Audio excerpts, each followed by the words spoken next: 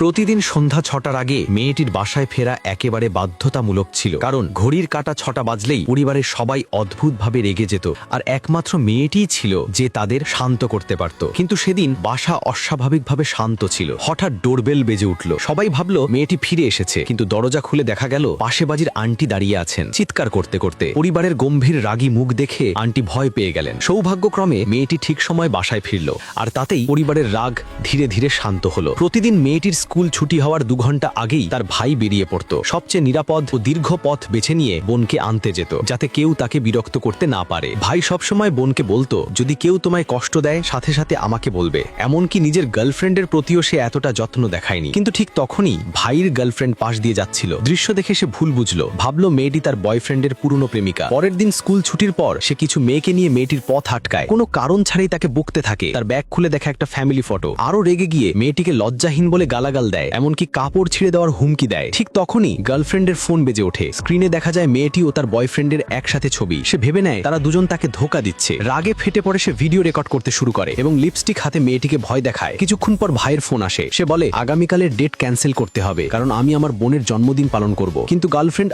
আবার ভুল বোঝে, ভাবলো সে মেয়েটির সঙ্গে ডেটের পরিকল্পনা করছে। রাগে সে মেয়েটিকে বাথরুমে আটকে রাখে, যাতে সে ভাইয়ের সঙ্গে দেখা করতে না পারে। মেয়েটি ঘড়ির দিকে তাকায়, প্রায় 6টা বাজে। সে কাকুতি মিনতি করতে থাকে, আমায় যেতে দাও, না হলে সবাই বিপদে পড়বে। কিন্তু তারা হাসতে থাকে। ভাবলো মেয়েটি ভয় দেখাচ্ছে। অহংকারে ভর করে তারা তার চাবি ছিনিয়ে নেয় এবং নিজেরাই দরজা খুলে ফেলে।